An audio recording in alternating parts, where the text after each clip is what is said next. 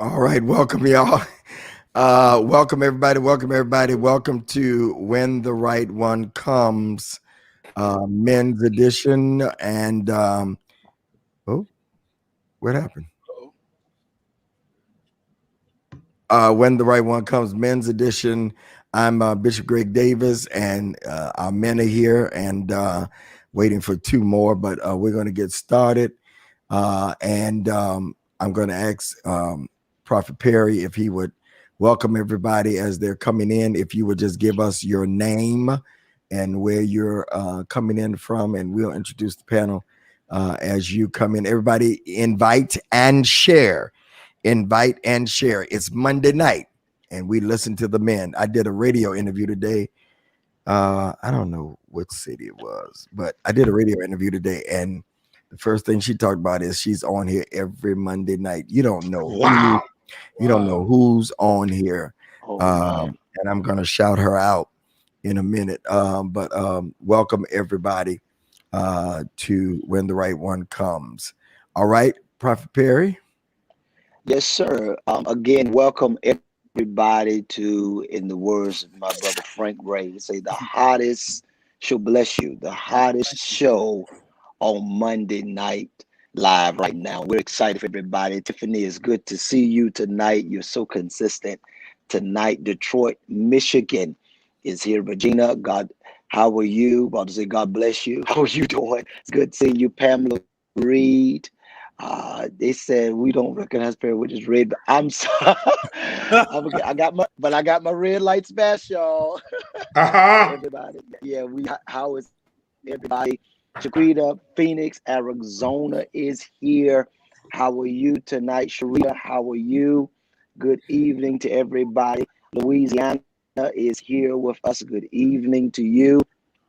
Again, as you're coming in, invite and share. Tiffany, Arkansas is here. Good evening to you. It is so good to see you on Grand Rapids, Michigan. I see you there. If this is your first time joining us, please let us know. Your first time joining us, Philadelphia. Mary, how are you tonight? The first time visitors, first time viewers tonight. Want to make sure that you're excited. Southfield, Michigan, Stormy is here. How are you tonight? Again, Brantley, San Antonio, Texas is checking in tonight. Good evening, Kings. Thank you, Queen. Madeline Johnson, Arkansas is here tonight. We're excited to have you with us. Columbia, South Carolina is in the house. Kenneth, how are you, sir? Thank you so much for joining us tonight. We have Benton, first time viewer. We got a first time viewer tonight, fellas. Got a first time viewer tonight. I see you all here. Miami, Florida is here. I'm looking on my phone as well. Miami, Florida is here. Chantel, Savannah, Georgia, Brenda is here tonight with us. Good evening. Again, as you're coming in, invite and share. Invite and share as you're coming in. Detroit, Michigan. Miss Johnson, good evening to you. Thank you so much for joining us. Detroit is here. Detroit strong tonight, Bishop. Detroit is here tonight. Detroit is here tonight. Again, as you come in, invite and share. Winston, thank you so much. First time viewer. Good evening to you. You're going to enjoy this tonight. Let's go. Share this live. Share it. Share it. When the right one come with His Grace Bishop Davis as the host for us tonight. Sheriff, thank you so much. Thank you so much. I see Huntsville, Alabama as well is here. Raquel Johnson in Detroit, Michigan. Charlotte, North Carolina, and Arkansas is here. Sharon Denise, thank you for joining us. Again, as you're coming in, invite and share. It's going to be hot tonight. We're excited tonight. Again, as you're coming in, invite and share. Good evening. First Lady Freeland, Atlanta, Georgia is here. Thank you so much for joining us tonight. Again, as you come in, invite and share. Dr. NYC, Miss Nick, Dr. Nick, Atlanta City, Atlantic City is here. Yes, Dr. Nick, how are you? Houston, Texas is here with us tonight. We're excited. Thank you so much for joining us tonight. Thank you again. As you're coming in, invite and share. Tag some of your friends. Tag some of your homegirls. Tag some of your male friends. Let them know we're talking tonight about love from a man's world with Bishop Davis. when the right one comes. Heart, good eve. How are you? Good evening, Chicago. Miss Shaquita, Brighton, so faithful. Thank you for joining us tonight. I see you. Good evening. Long Beach is here. Good evening, good evening, good evening, good evening, good evening. Long Beach is here. Thank you, Nashville, Tennessee. I see Williamston, North Carolina. Sharon Cooper is here. I see you, Lady Hart. Good evening. Again, Dallas, Texas is here. Thank you. Georgia's in the house. Martha Long, I see you. Good evening. Good evening to everybody. Again, as you're coming in, invite and share. Tonight's going to be a hot night. Hot topics, as Wendy Williams would say. It's going to be hot topics tonight. Again, invite and share. San Antonio, Texas. Miss Mitchell, how are you? Good evening. Again, invite and share as you're coming in. Robertson, Indiana is here. Good evening. Tell us where you're chiming in from, what city, what state, where you're coming in from. St. Louis, Missouri, Tallahassee, Florida is here. We see you. Hey, Mr. Kennedy, we see you. Tina Smith, Tyler, Texas. How are you tonight? Again, as you're coming in, we're excited to have you tonight. And we're going to have a phenomenal time, a phenomenal discussion with His Grace Bishop Davis. Again, Pamela Brown is here. Florida is here. Good evening, good evening, good evening, good evening, good evening. Merlin is here. We all across the world. Yeah, Merlin is here all across the states. How are you? Good evening. Good evening. Good evening. Again, invite and share. San Jose, California, Chicago, Illinois. Texas is deep tonight. Christy is here. Is here. Again, invite and share. Tag some people. Philly, Tiffany Thomas. How are you? Again, as you're coming in, tag 3 of your homegirls. Tag some of your homeboys. Tag some of your male friends. Let them know we're talking about when the right one comes. Men edition tonight. Yeah, Bishop, I think it's on you. All right. Thank you, Prophet Perry, and to Yes, all sir. of you, good evening. And we welcome everybody. We have Pastor Carlton Lynch from Benton Harbor, Michigan, looking like the Men in Black with his hat. He wearing that hat tonight. Pastor Bishop Antoine Jackson, St. Louis, Missouri, with the dope loft. Dr. Oren Perry, Prophet Perry, by way of Rona Rapids. Did I Rona say it right? Rapids. In You Rona almost Rapids, did. North Carolina. Call it COVID-19 Rona. Right. Pastor Jay is in the house, Florida. Good evening. Broderick Rice, our comedian, and joining us tonight is Joe Global, as we call him, Joe Stearns, and Dr. Frank Ray III to be in just a second. I talked to him earlier today. Welcome, everybody, and we're going to get it started. If you would just invite and share tonight. It's a new month, and I got 10 questions for the brothers on tonight, and it's about preparation. It's not taken from my book, but it's about preparation. Which book is that, Bishop? preparing and positioning for the right one. Available. But it's not now. from my book. Available now on gregdavisshow.com. Okay. Greg Davis. I don't push Barnes and Noble because they take too much money. I mean, Pastor Lynch, don't put it on Barnes and Noble. Take too much money. So we're talking about preparing for the right one. If a man has a prepared mind, he's healed and whole, but he doesn't have a house or a car. Credit score of 400 or 500. Lives with mama. Is he considered to be prepared? Is he Nope. If a man has a prepared mind, I mean, he's a good man. He's healed. He's whole. He's delivered. He ain't a hoe, but he doesn't have a car. Credit is jacked up. Live with mama. Is he considered prepared? No. Go ahead, Jay. Go, Pastor Jay. I say no, Bishop, because being healed and whole does not necessarily translate into motivation. It does not necessarily translate to having the desire to want to move forward or even get a job or go and get the necessary tools that a person needs to acquire those things in life. So that doesn't necessarily translate to that. Somebody said, prepare for what? He ain't ready. What say you, Antoine? I mean, you know, what if he's in a big city, you know, like a New York City, and he doesn't need a car? Right. You know, maybe he was in a bad relationship, and you know, that marriage ripped his credit to shreds. Maybe he needs a partner. Maybe she is good with finances and she can help him get his financial life together. I mean, my thing is, I would assess what his plan is. Before I look at what his position is, I want to see what his plan is. If you say his mind is right, then let's see what his plan is about his life. Let's figure out why he's in the state he's in, and then go from there. But I'm saying, but based on if he came to you like that and he seemed like he was settled in that spot, then no, he's not. But if you see that he's in a place of transition, then you have to assess if you have the capacity to be able to help that man up. Yeah. What'd you say, Lynch? Can't hear you. I said Johnson is very hypocritical. Go ahead.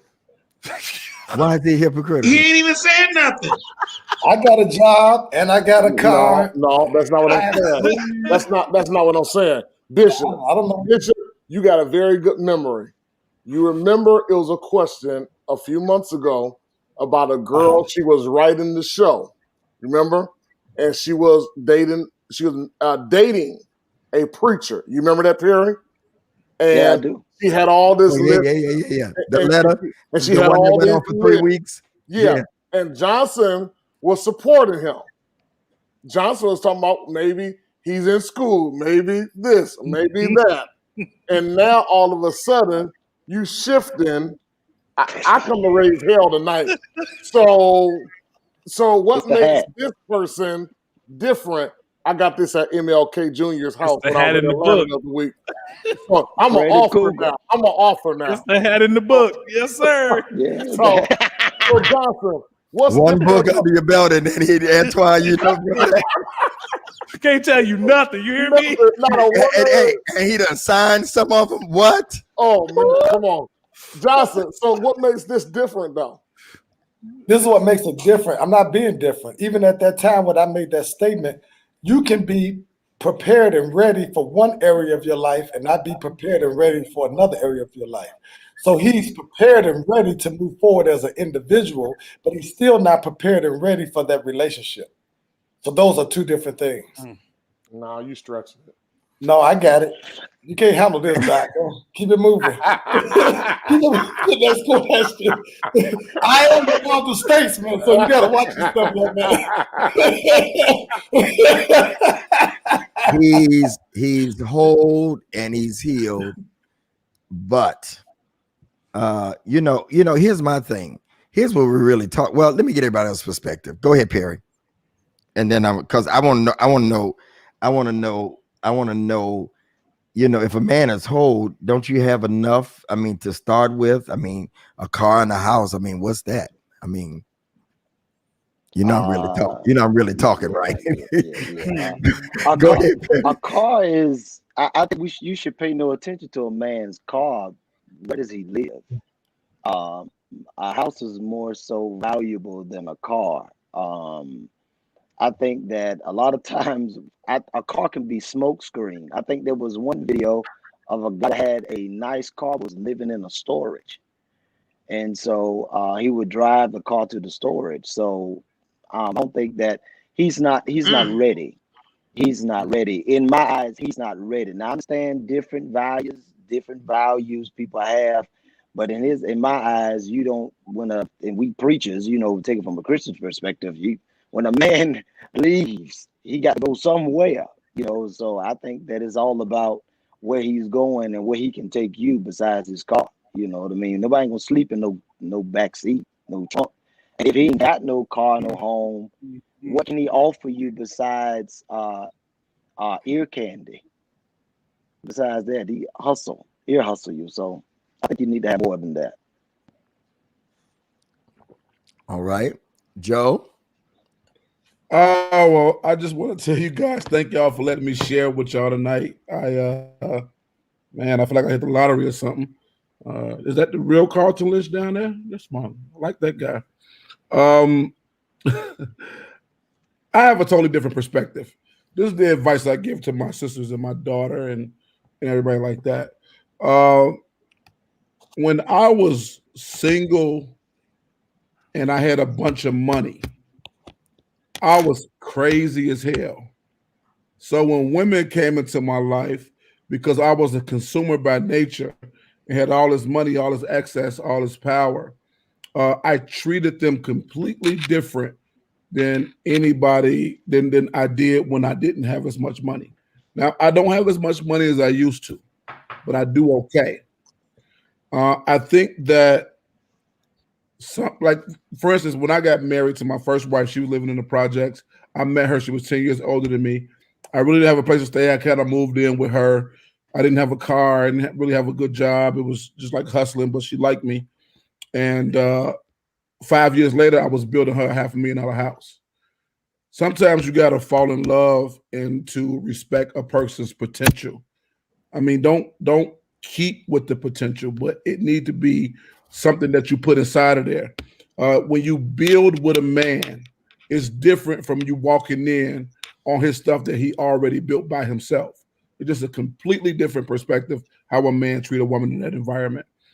And so I tell women, don't always look for the guy with the money, the cars, the houses, and all that stuff. Look for the guy with the potential, with the drive, with the energy, with the idea, with the perspective about how he's going to grow his life and how you can fit in that growth. But don't always go after the guy with the money, because ladies, look at me in my eyes. I'm on the stage with a bunch of guys. I don't want to look none of them in their eyes. Dudes with money is crazy as hell. All right? Find somebody you can build with. So you saying find somebody with some drive, and it don't matter if they don't have a driveway. I absolutely, 100%. I will say that 100%. I will say that absolutely. If he ain't got no driveway, if he ain't got no drive time, if he ain't got no keys, it don't matter, because I mean, if you older and you got a different perspective, then that's different. But I'm telling you, going to find a rich dude is not the move no more. And I'll bring 10 women on here to tell you that that's not the move. He can't pay the bills though. Hey, it is what it is. Hey, Joe, say more about that. When you say that these rich guys are crazy, say more about that. It's just, and this is, I hate to characterize everybody and put them in one category, right. But all my rich friends that are single, they have a different perspective on how they approach women. They have a scrutiny that's probably unfair. They have idealisms about how women fit in their life that's perverse and not pure. A guy with no money, I'm not saying that that's what you should go after, but I don't want nobody to disqualify a man just because he don't have everything together. Because that man, even what's his name? Kanye said, look at his eyes. While he washes them dishes, watch him. Look at his eyes. This day he on mopping the floors. Next week he on fries. You got to find somebody with potential. And you never know how they'll grow you in a life doing the perspective. You got to let Pastor Kanye preach sometimes.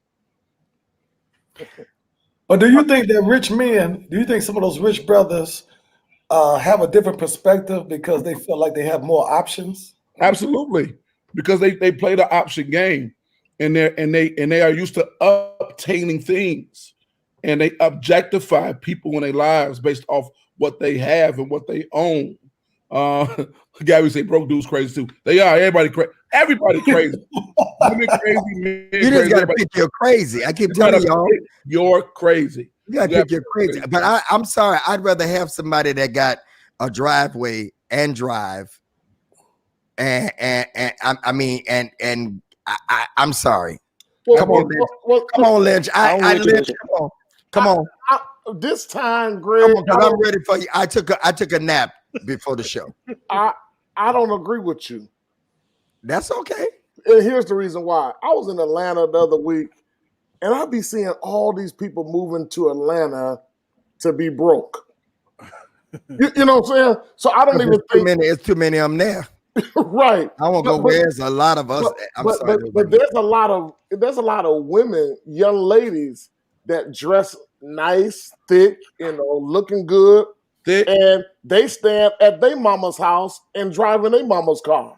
Preach. I'd rather get a woman from her mama's house than a man, a grown. Hey, Sharma. I felt something, Bishop. That word is in the Bible. It's in the Bible. I'm trying to say a grown man with nothing. What are we saying to these women, y'all, to our queens? Are you kidding me? That's not what I'm saying. I'm saying this, Doc, and I get you, but man, there's a lot of people that got their own crib and car and still broke. Yep. Yeah. They still broke. Having the car around the corner, all kind of stuff. Okay. I'd rather them have a car and a crib, and they may not have a lot of money, but at least got something to start from there. A man that don't have nothing, y'all telling these women that it's okay for a man to be living with his mama and not have a car. How you gonna pick up? She gonna pick him up? Uber. On his big city. Only time a woman gonna pick me up is if I'm out of town and I'm going to dinner with her. So, but the women don't have to have it. I guess it just feels. I hear you, Bishop. I would rather her do, because that's what I want. All right. But I'm saying I could deal with, I wish Micah, my baby girl, 27 this year, would tell me that she's talking to a Negro that don't have a place to stay or a car to pick her up in, a pot to piss in. But Greg, can I tell you something? I'm coming, Bishop. Let me say one thing. The reality is, though, Bishop, they may not tell you, but that's true across this country. There's a lot of people don't have no house, Doc. I don't think that's like no surprise now. Y'all sitting there playing these. Now, Joe, now you tell me the truth. There's a lot of men and women that stand with each other, sleeping on couches. That's the new wave right now, Bishop. These Negroes' credit is messed up. They can't get no apartment in their name because they done had one and then jacked up their name. So, Bishop, you now, and I understand what. And that's why we're doing this show. That's why the women love it, because I'm telling the queens, don't listen to Joe or him, Lynn, with his Martin Luther King starter hat on.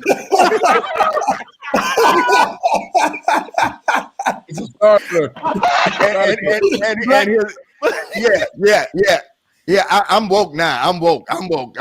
Don't listen to him. Ladies, find you a man that got a little something. They ain't got to be rich, because I ain't rich, but I ain't broke neither. Okay? I'm telling these ladies, don't listen to Greg, because you're going to mess around and be single. This time, 2 years from now, Greg going to be sitting here in a wheelchair telling you to hold on.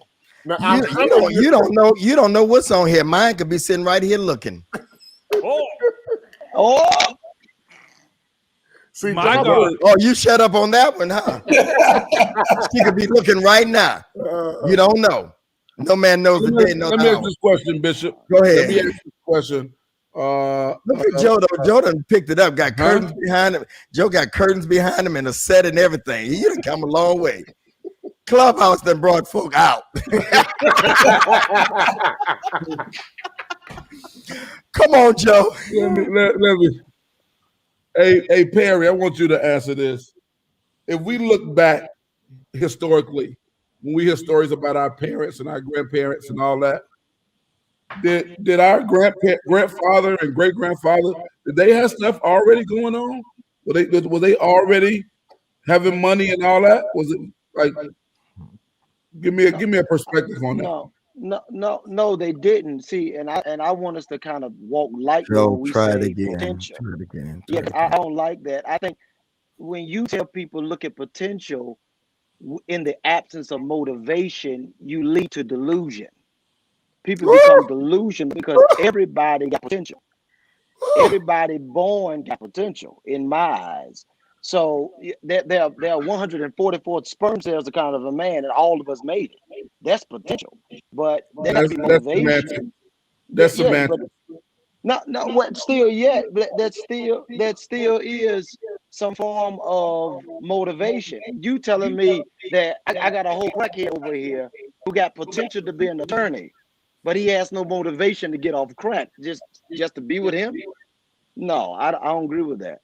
I understand the concept. My grandma and them didn't have it, but we're in a new culture. We're in a new time now.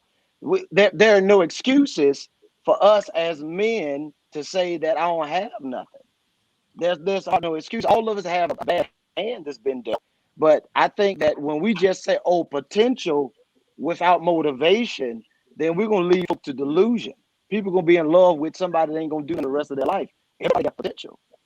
Hey, Like Perry. very few got motivation. Hey, Perry, man, we're going to be on this show. It's going to be a hell of a show tonight. Let me tell you, It got to be. Perry, these people that's out dressing, looking the part, are broke as hell. It's hell. They're broke. Yeah. It is, Antoine, come on, man. It is a look. You hear me? It is a bio. Come on, you know what I'm saying, Perry? Yes. You know, I get with that. But here's this is what I want to throw at you, Perry. Everything is good for you right now. You doing your thing. You owning property and all that type of stuff. You living good. You pastoring. You don't have no wants. But what happens if you lose it all? Would you not want somebody to give you a chance while you trying to rebuild? I know Greg don't like that because the way he looked at me. No, I wouldn't even ask nobody. I would get myself together and then present myself to that person. No, I'm telling you what I did.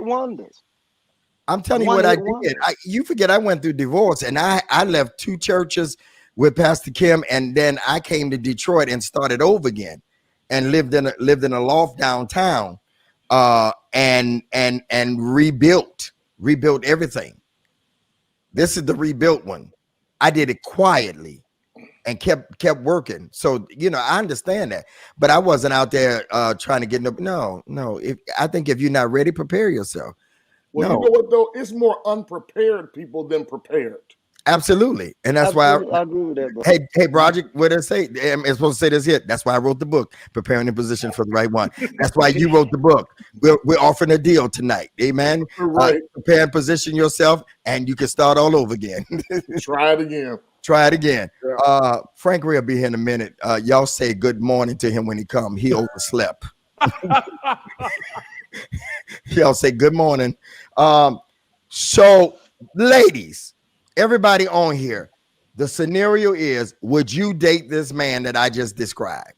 Would you date this man that I just described? Yes or no? Yes or no? Would you date a man that is ready mentally, whole, healed, but don't have a car and don't have a house? Would you date him? Yes or no? Come on, let's see it. Let's see it. Of course not. They're gonna say no. Antoine, what you on for? Now, I ain't gonna be nice no more. You've been here for 10 weeks now. You said healed and whole. You didn't say a bum. I don't blame him. But the man. Antoine, you ain't got to argue. They right. lying. They lying. Right. They already dating him. I was gonna say they already dating him. What are y'all talking about? I was going to say that. Yeah, man, I'm done tonight. I'm done. This ain't for me. All right, y'all ready? Oh, y'all ready? Frank coming in. Y'all ready? Good morning. Good morning.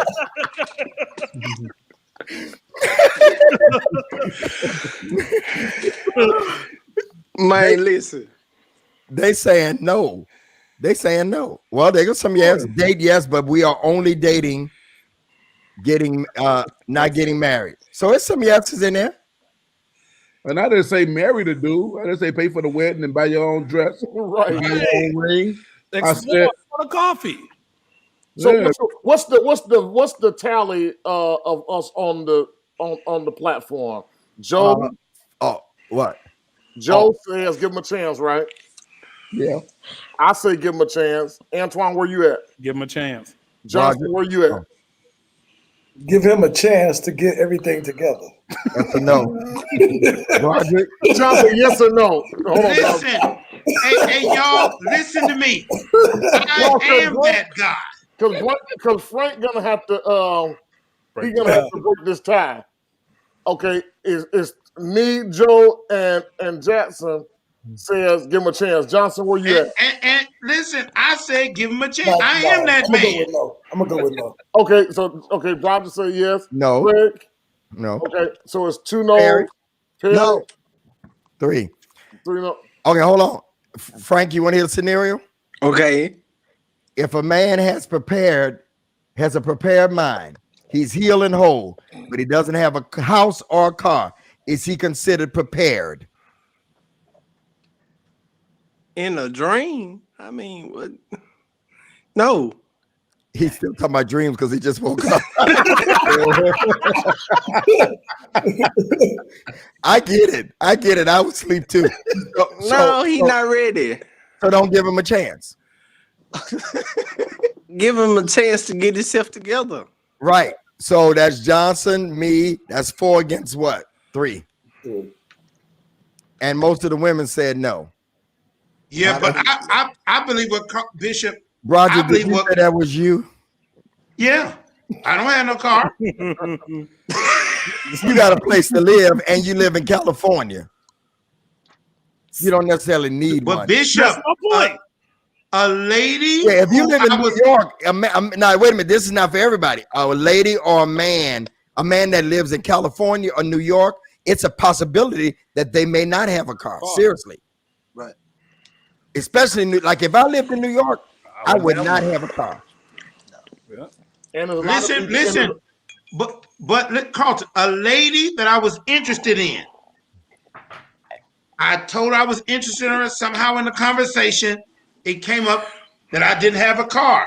And she was like, oh, no, I can't be. You know what I'm saying? Because she had 3 or 4 kids. So I guess she needed transportation. Yeah, she probably at home feeding them kids and them cats. Listen, she ruled me right on out. I haven't talked to her since that day. And that was in 2018. Listen, I just want to say, welcome to the show, Joe. Yo, man. You're a little late, buddy. Bishop Jackson, sit up in your seat, sir. We don't slouch down on this show. How y'all doing? Antoine, tell him he just got here. Right. Oh, look, Perry gave us the red. Perry went off of this thing to give us the red wall. I had to. I couldn't hear nothing y'all was saying. You couldn't hear it because of your wall. I mean, my wife had no reception. Okay, so here's the next one. Fellas, is there a way to tell if a woman has prepared or not? Yeah, she living with her mama with no car. And it's more of that than men, Greg. No, that's a fact. It's more than women. That's a fact. Yeah. Okay, no, seriously, what is something? Is there a way to tell if a woman has prepared or not? And we're not just talking about the house, the car. Is there other things, attributes, things that they say, attitude? I talked about today on Clubhouse. I don't know if you was on there, Carlton, because you was having something done at the church when I talked about the story of Esther, because that's the next book I'm going to write. I'm really fascinated with Esther and her preparation, that she went through a process for like a year.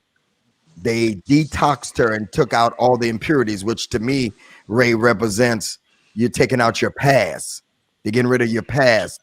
Anybody else that although she was a virgin, but in this case, and talking about this, people that have been in other relationships, You have to detox. We don't never wait, Antoine, to go into another relationship and detox, taking out all the impurities of the other person and the smell of the other person is what I shared.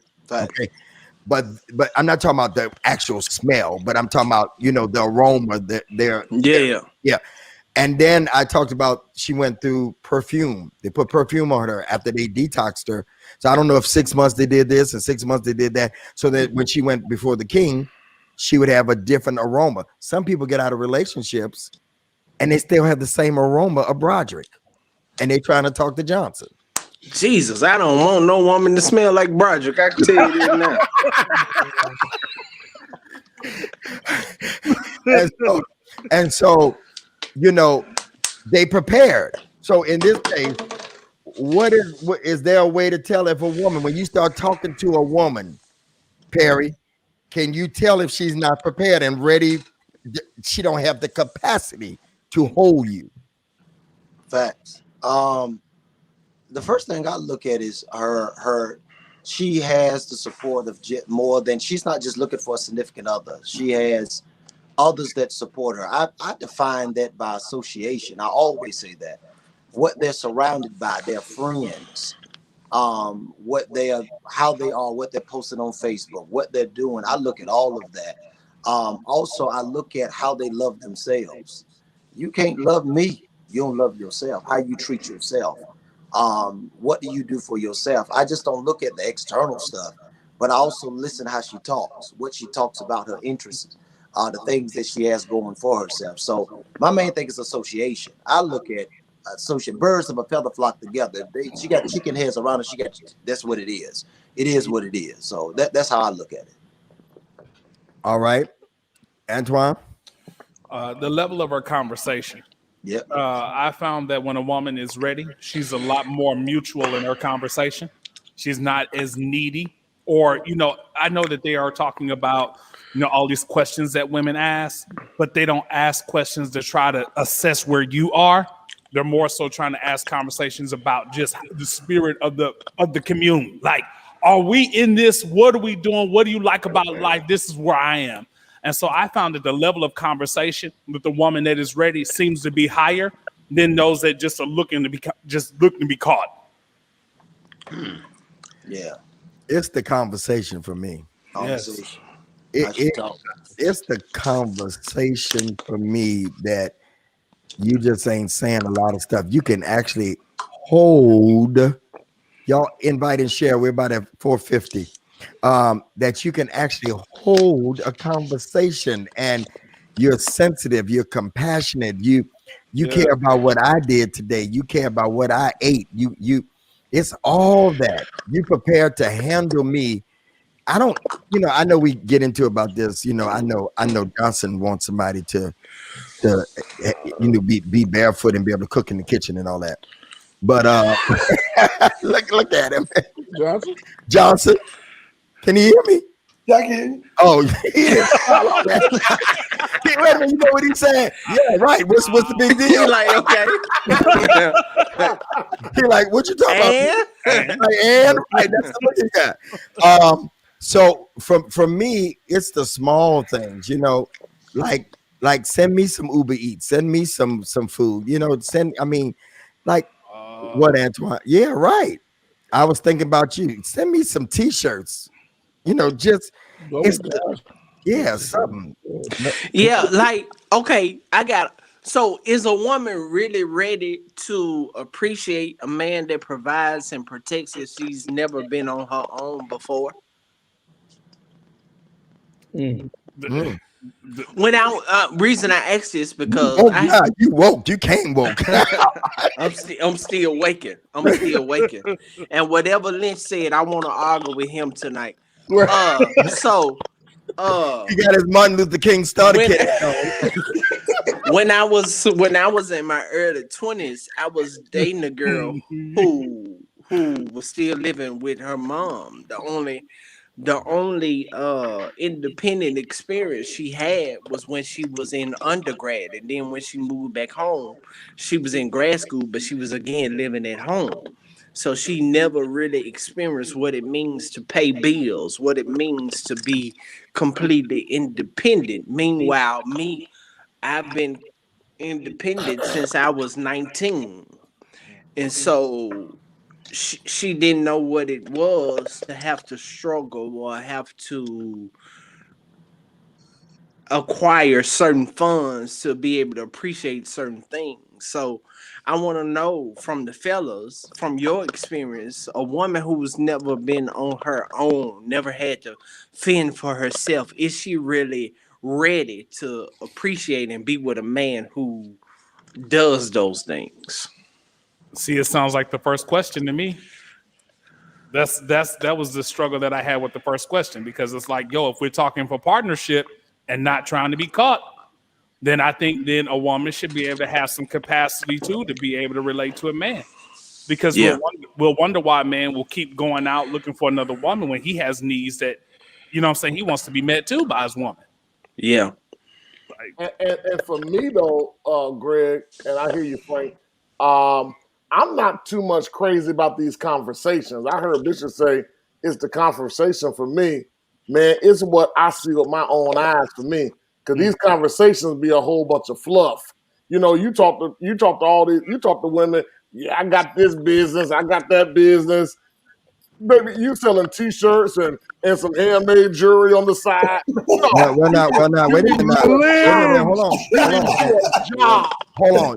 Did you see the numbers for God is Dope brand? They sold over 1.9 million t-shirts. So I'll take somebody that sell 1.9 million. But if you're talking about them other t-shirts, I get it. But no, what if they can back up what they talking though, Lynch? I'm talking about authenticity. Right, but many times, Bishop, and maybe you haven't come across it. I'm just talking about where we live at. It'd be a whole lot of talk, you know what I mean? And ain't doing nothing. They credit just as jacked up as that man. They stand with their girlfriend. Y'all get what I'm saying? They stand with their mom and they BFF. You know, I always ask a lady, I always want to know where they stay, because I believe how you live is who you are, you know? And my mama always told me, if you don't have no bed, you don't have no house. So if you stand on the couch, that ain't your house. That's where you spent the night at. And my thing is 4 years, but you spent the night. Right. And there's a lot of women, and I'm not going for that. I used to didn't like, women used to always come for the man and all that. I try to hear you out a little bit. But these women be telling a whole bunch of lies out here about what they got going on. And they doing real bad. Still roommates. Done jump. Hey, Frank, we'll argue next week on the show. But you see all these women jumping up to go to Atlanta to be broke. Lord have mercy. Y'all Conversation is not confirmation of character. I get it. Huh? I don't get it, bitch.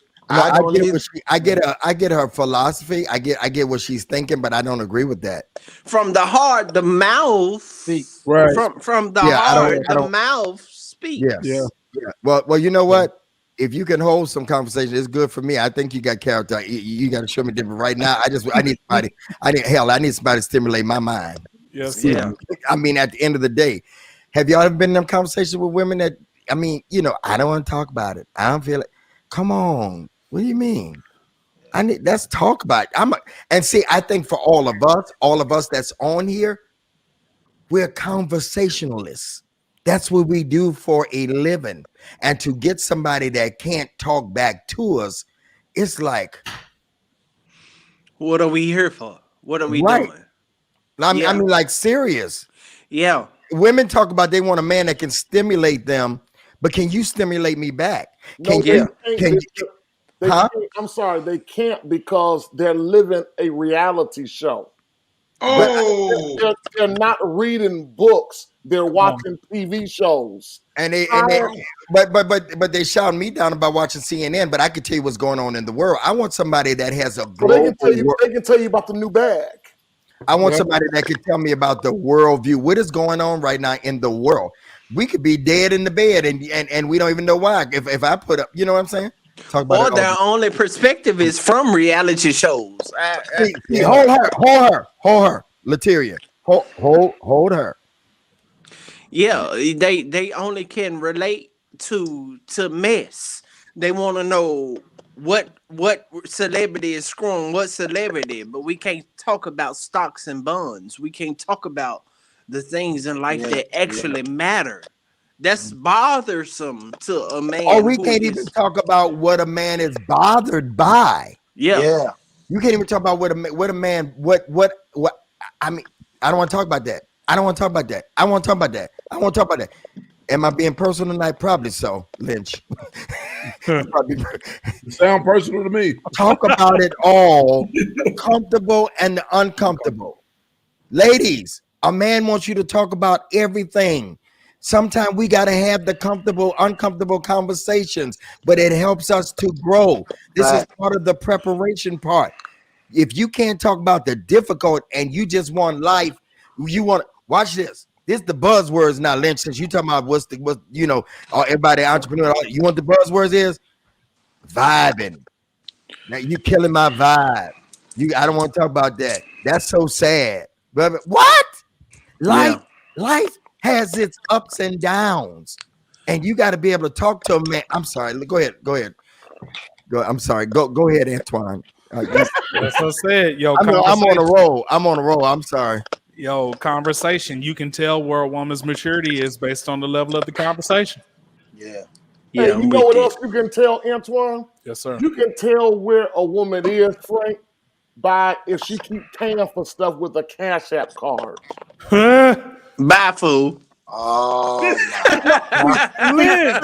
See, they done changed for women. They done changed for men too much now. And Bye, every fool. time I see you paying for something, where is your Bank of America card at? Don't you got a Chase account?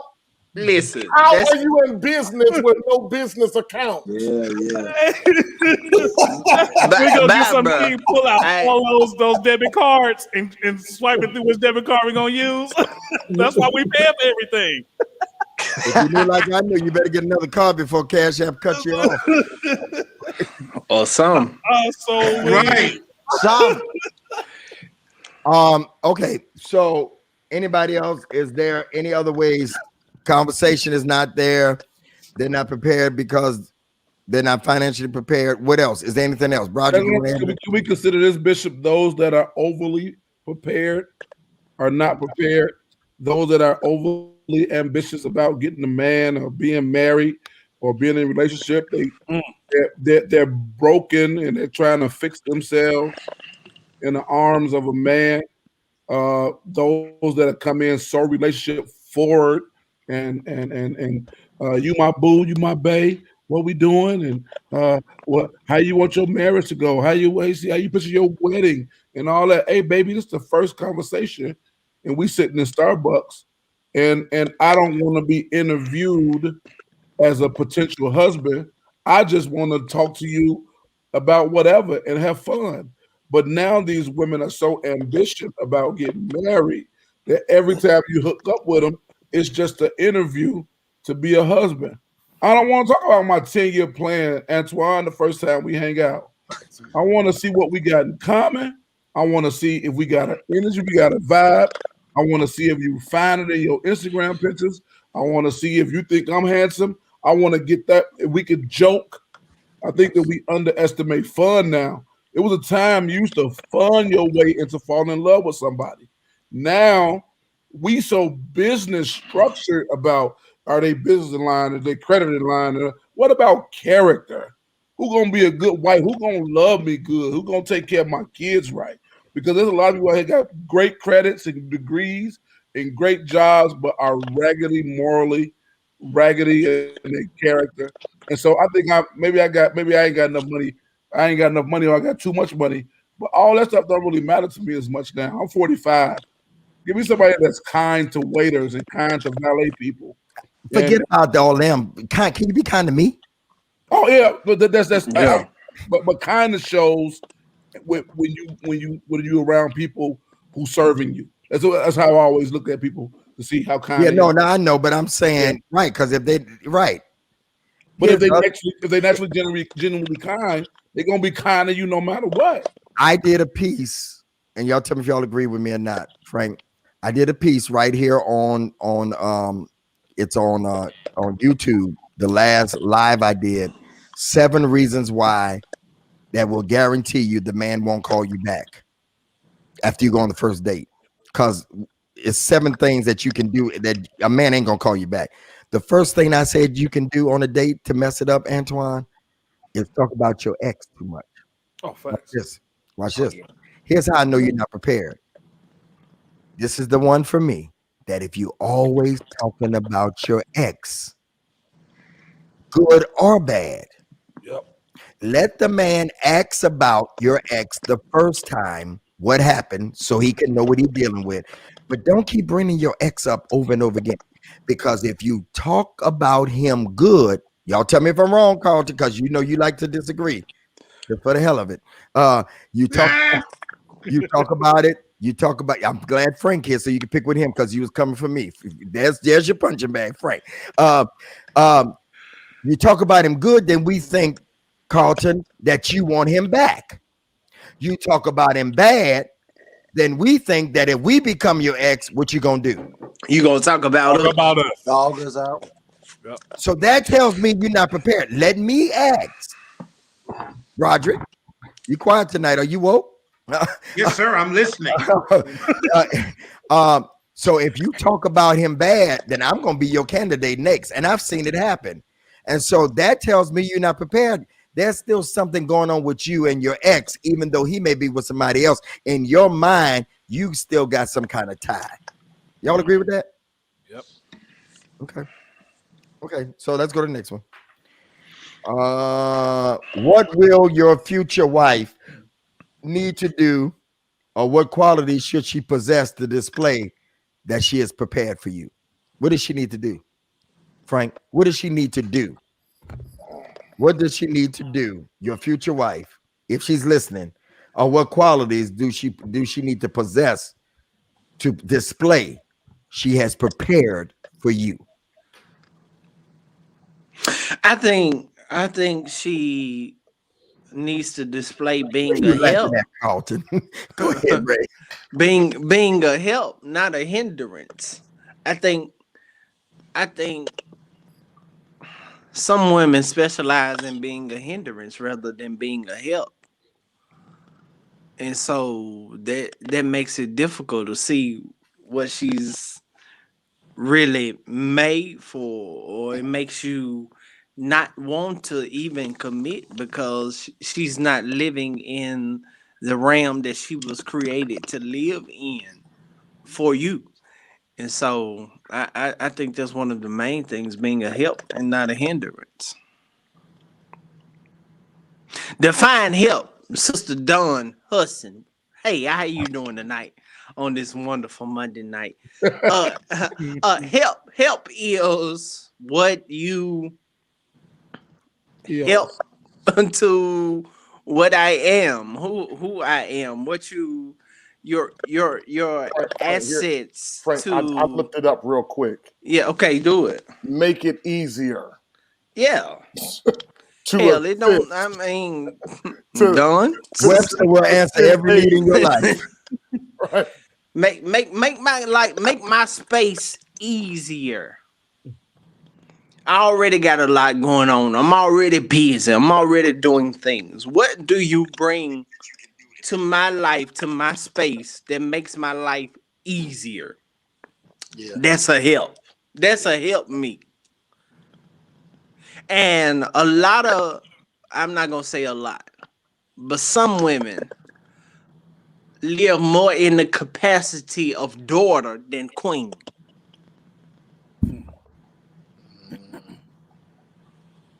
Meaning that when you come to the table, all you are adding is extra liabilities, something else that I am to take care of, something else that I have to nurture, something else that I have to make sure is okay, rather than something that's coming into my world that's enhancing what I already have on going on. Where y'all live, fella? That was I'm a good. piggyback. I'm looking for a help meet, and I'm just always interested about this word because it didn't call Eve a help mate. It called her a help meet, and it means that it was equal in partnership, capacity, and ability. And I'm just tired of women just feeling like they're not whole. Like I'm going to be their completion.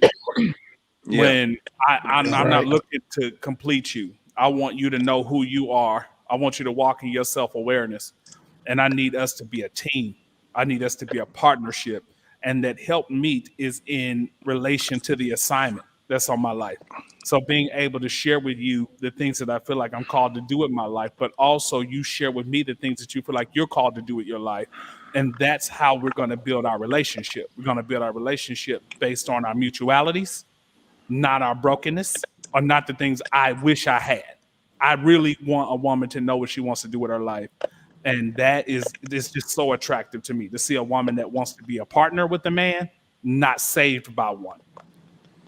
Johnson? You know what? You know what? There's a question that has to be asked. Because, I know men are supposed to be providers. But what really is provision? Is provision, I know it includes house, car, money, all the stuff like that some women or many women have. And so as much as they had it, they don't know the word. They don't know how to come into the knowing of the word. They don't have a prayer life, not to mention a prayer walk.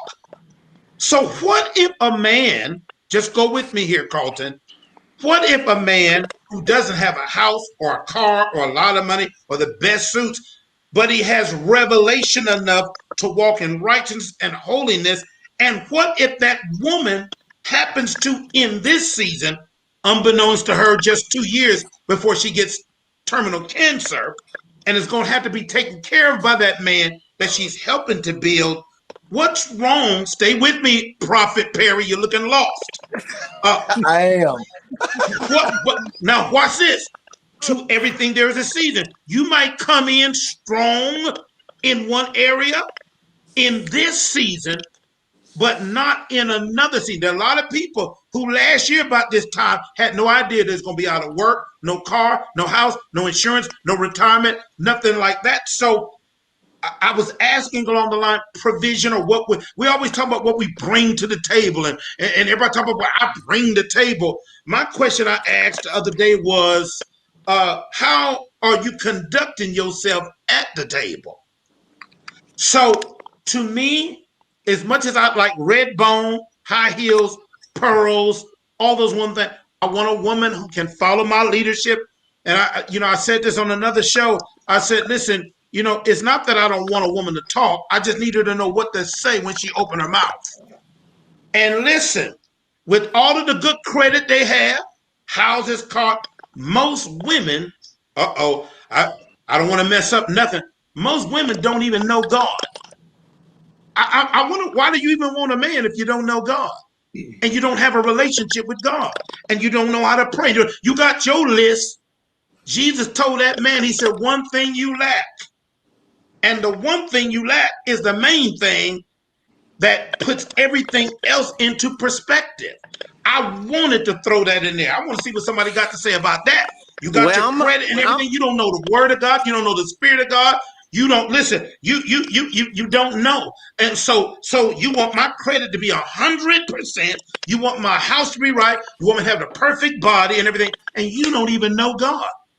Roger, I agree with you on that point, because if you don't have a relationship with the man, it's going to be difficult to have a healthy relationship with a man. So I do agree with that.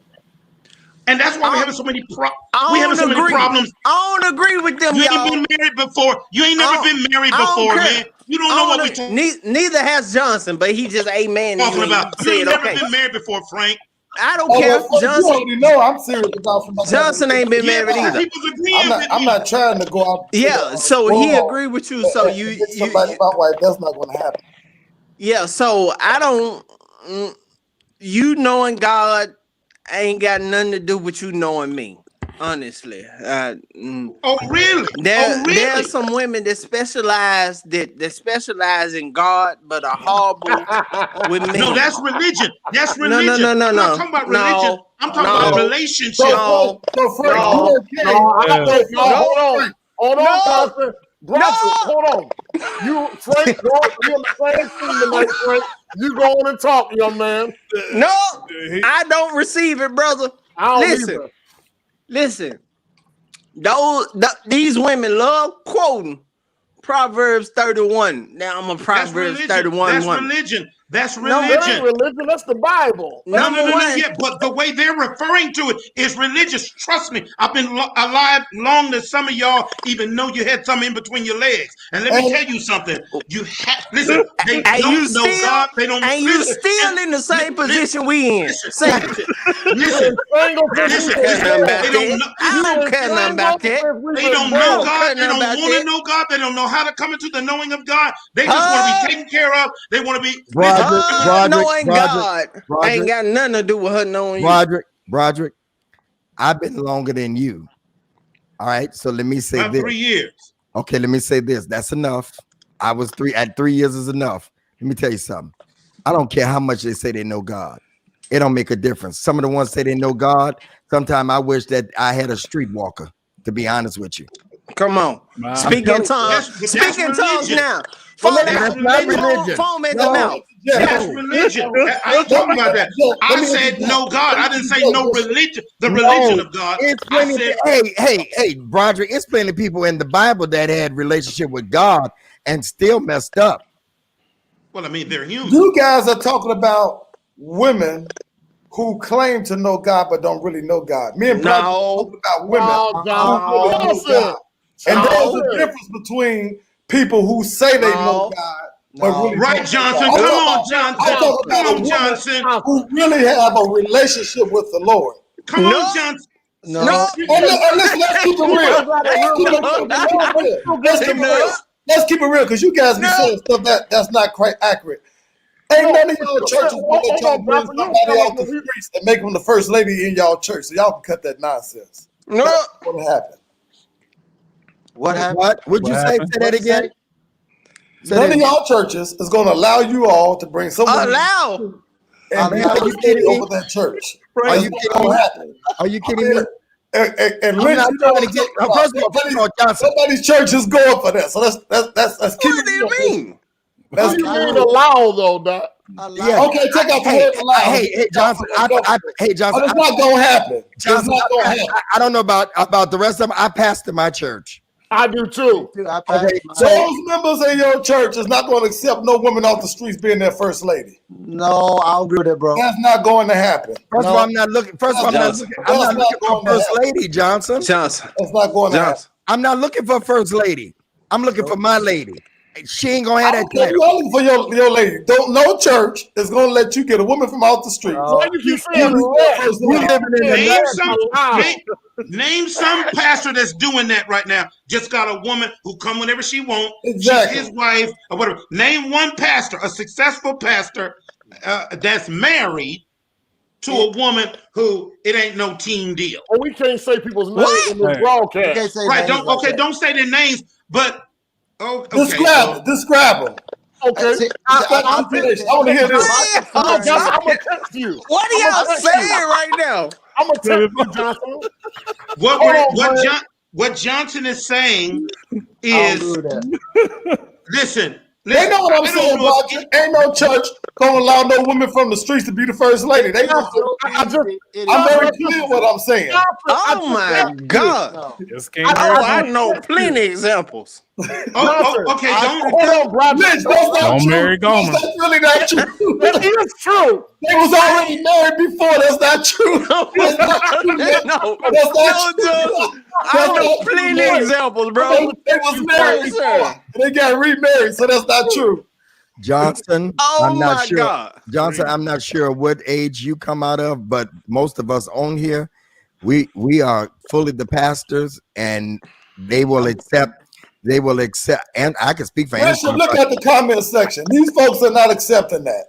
Somebody just said, believe that they are. What you mean? They respect you as a pastor. They Johnson. respect you as bishop. I'm with you, Johnson. I'm with you, Johnson. Hold on. Because we getting out of.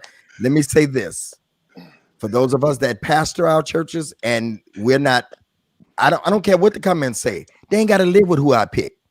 I don't give a dog about what the comments say. I don't move by comments about for my life. I don't care about nobody. Those people that are commenting, they're gonna get their piece that they want. They don't even go to church. No, I'm not even gonna say that, but I'm gonna say this: they're gonna pick who they want for their lives. So why should I, in the words of my spiritual father, when he went to a church and I was sitting there, and I will forever remember this. Broderick, you probably was there that night because it was in California. I know Melinda probably was there, but he looked at that man and that congregation and said, "She's for him and he's for you." That's how I operate.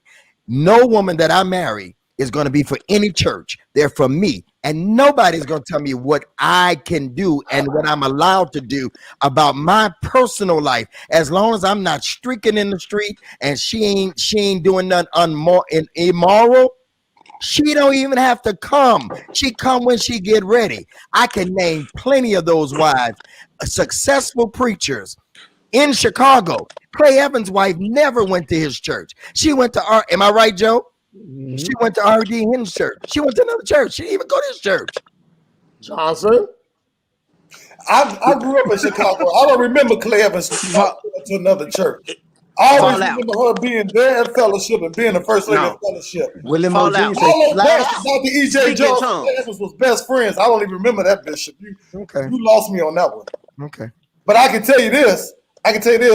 When you get done with that long speech about you picking a woman for yourself, which I do agree with that part, them people in that church are still not going to be satisfied and still going to not my church, Johnson. That's they will respect you, but they will still be in disagreement with that. Okay. They will still be in disagreement with that. Christ and culture. And I'm talking about young church and older church. I'm glad I ain't no pastor. Jesus Christ. So, Johnson, you think my church will get rid of me for that? That ain't what I said, Lynch. I said they will What you mean? with that. There's disagreements every week about something. What are you talking about? No, you know what I'm saying. Them people would not like the idea of somebody from the streets being their first lady. What are you talking about? Streets? Yeah. That's not in church. That you just bringing them in and getting married to them. They're not in church and they don't live in church. Look at the screen for a revelation. That's one person, Frank. That's one person. No, there was several, sir. It's several. It's several. Now, my memory on here, she says, "I'll accept whoever Carlton this bring. Who he loves is not my business." See, I pastor my church, young man. Now, maybe you having problems down at Calvary, but we ain't got that problem in Ben Harbor. I've never I can speak for I've more. never pastored a church that I didn't pastor. So I can say that publicly. I've never pastored a church that I did not pastor. So that don't apply. Frank ain't gonna have no problem because I remember the last wedding. That was the best looking wedding your granddaddy had with the leather on. Everybody had on leather. So let me tell you something, Doc. It's a new day, Reverend. It's a new day. Ain't nobody studying about that. That's you, Johnson. Ain't nobody studying about that. Yeah. Bishop, everybody's studying about that. No, brother. That's brother. That's something that you tried to create that narrative and sell it Johnson. To that point, but it has not gotten to that point yet. That is self-imposed affliction. That's what you're doing. That's self-imposed. Yes, it is. That's self-imposed misery. That's self-imposed affliction when I'm not even married yet. No. The mentality when you get ready to. How can that be? No. The mentality upon which you speaketh tonight. It's not a mentality, Frank. That's just what churches are looking for. No. That's not true, brother. That's not true, brother. The majority of the churches, Frank, are still looking for a pastor with a wife. Man, ain't Churches no be church set looking free. for no pastor with no Churches wife. be set free tonight. That is true. Lord, let the church be set free The tonight. majority of these churches are looking for a pastor. They Let are the not. church be They set are free not. tonight. That is still true. Whether it be Kojic, We're whether it be crying out. AME, whether it be Lord, United let the Methodist, church whether it be be Full set Gospel free Baptist, tonight. whether it be National We don't Baptist, want to be bound in religion. Go ahead, Let the Frank. church Go be ahead, talk, set Frank. free I'm with tonight. Johnson. I'm with Lord, Johnson. Hey, Johnson. I'm with these Johnson. Lord, let the Johnson. church be set free tonight. These That's my women Kiara in Sheard crying voice. You know, she always get the crying when she get in. Lord, let the church be set free tonight. We don't want to be bound in religion anymore. Lord, set the church free.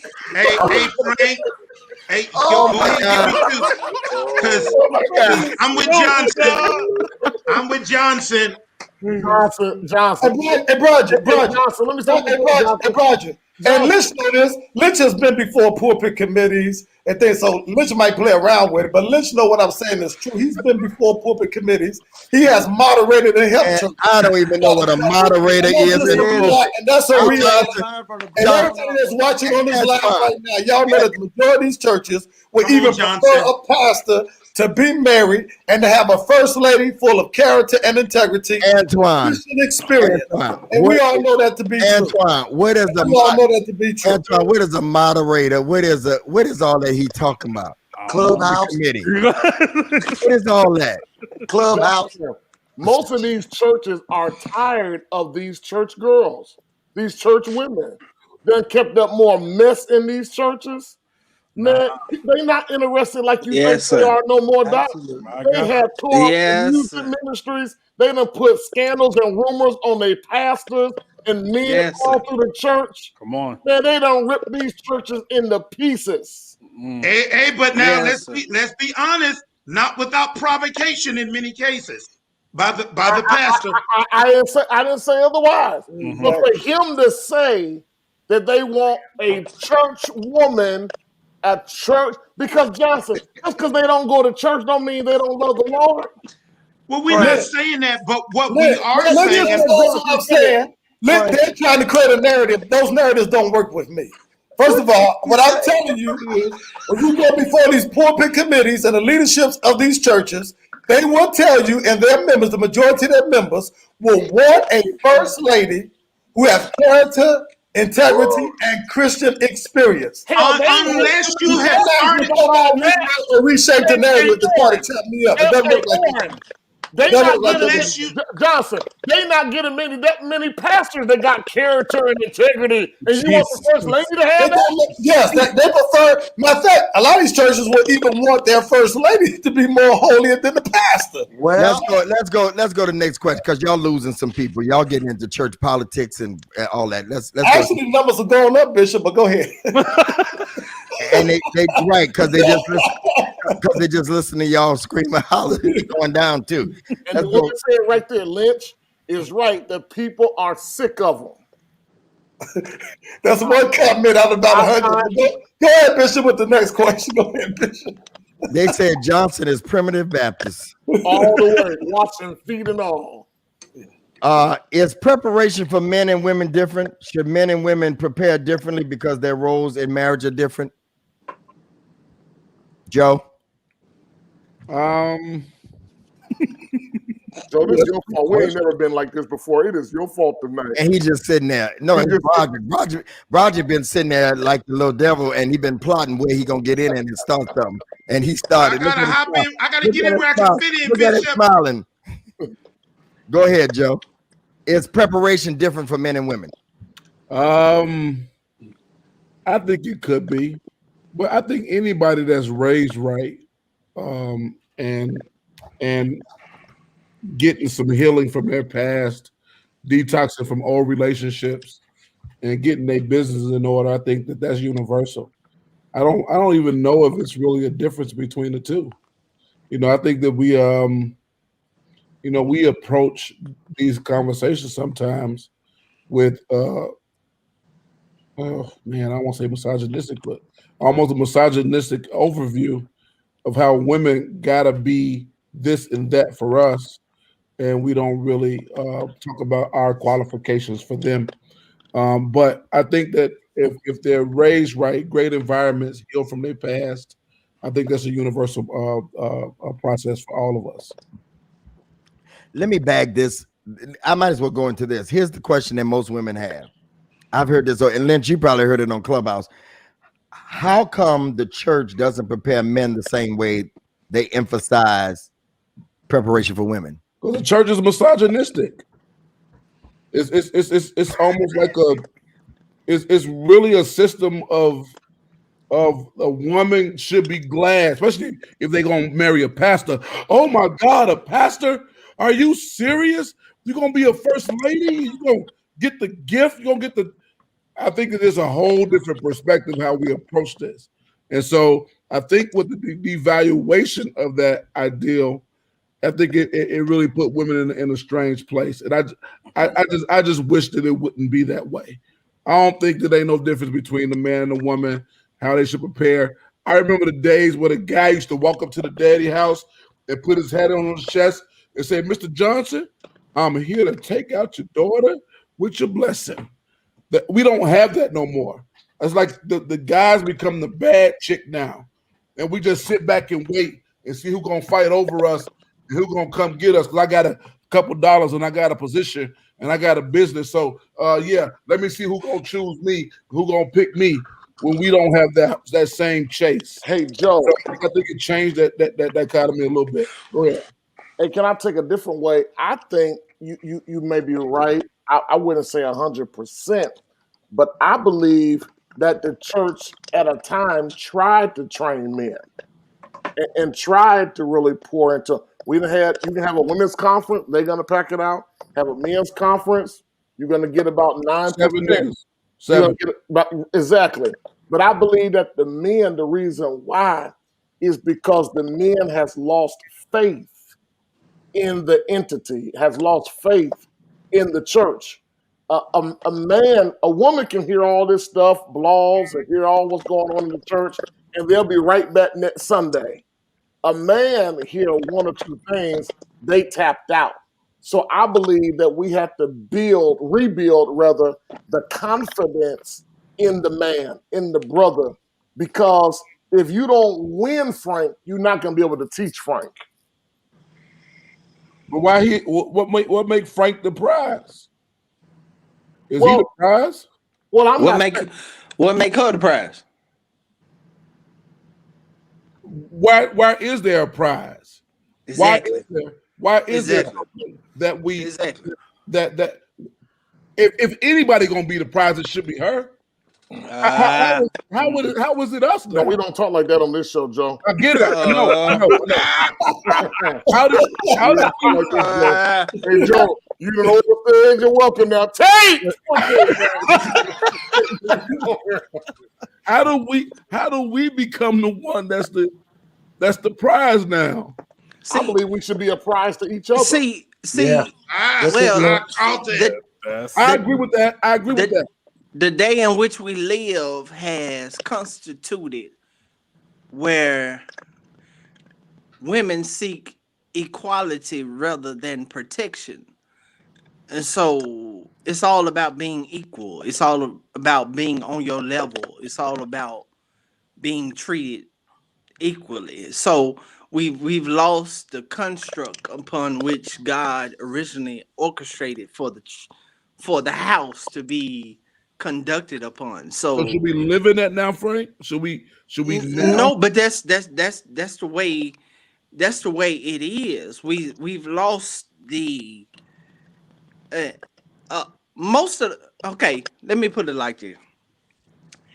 Most women who say they want a man to have this and that going for themselves never really think about what they should have going for them, their own selves.